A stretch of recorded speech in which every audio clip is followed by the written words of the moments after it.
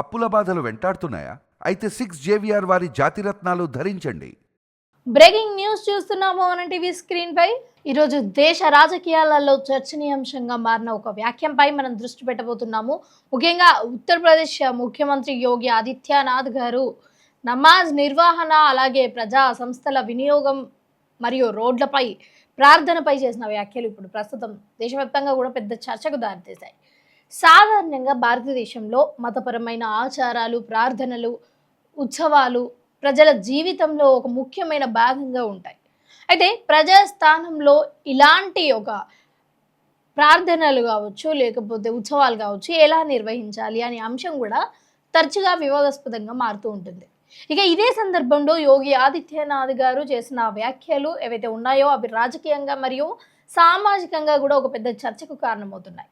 వివరాల్లోకి వెళ్తే ఆయన వ్యాఖ్యల సారాంశం ప్రకారం మనం చూసుకున్నట్లయితే ప్రజా రోడ్లు, రహదారులు మరియు ఇతర సాధారణ ఉపయోగం కోసం ఉద్దేశించిన ప్రదేశాలను ప్రార్థనల కోసం ఉపయోగించడం సరైంది కాదు అని ఆయన అభిప్రాయపడ్డాడు.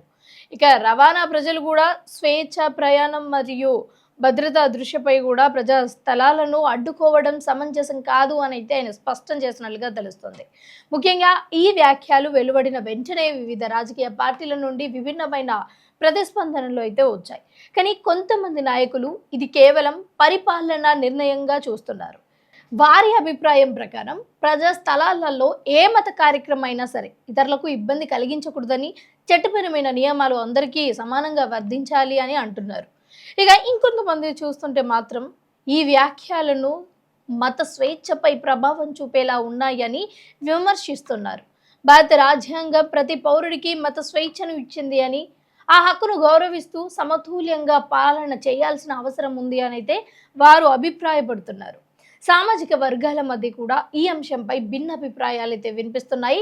ఇక మరోవైపు చూస్తున్నట్టయితే ప్రజా స్థలాలలో ట్రాఫిక్ సమస్యలు, అత్యవసర సేవలకు ఆటంకం కలగకుండానే వాదన బలంగా వినిపిస్తుంటే, మరోవైపు మాత్రం మతచారుల పరిరక్షణ కోసం కూడా ముఖ్యము అని కొంతమంది అంటున్నారు. ఇక న్యాయపరంగా చూస్తున్నట్లయితే భారతదేశంలో ఇప్పటికే పలు రాష్ట్రాలు ప్రజా స్థలాలలో పెద్ద సమావేశాలు, రోడ్లపై కార్యక్రమాలపై కూడా మార్గదర్శకాలు జారీ చేశాయి.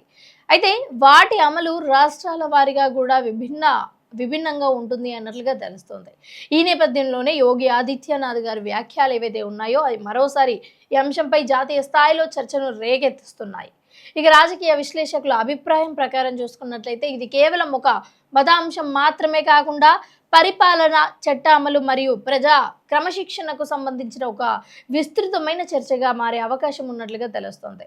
ఎన్నికల రాజకీయాల నేపథ్యం కూడా ఈ చర్చకు మరింత వేడి పెంచుతోంది అని వారు విశ్లేషిస్తున్నారు. ప్రస్తుతం ఈ వ్యాఖ్యలపై అధికారిక స్పష్టత అయితే ఇంకా రాలేదు. బట్ వివరణలు వివిధ వేదికలపై కొనసాగుతున్నాయి. ఇక ప్రజలు మాత్రం ఈ విషయాన్ని శాంతియుతంగా, అలాగే పరస్పర గౌరవంతో చూడాలి అని నిపుణులు సూచిస్తున్నారు.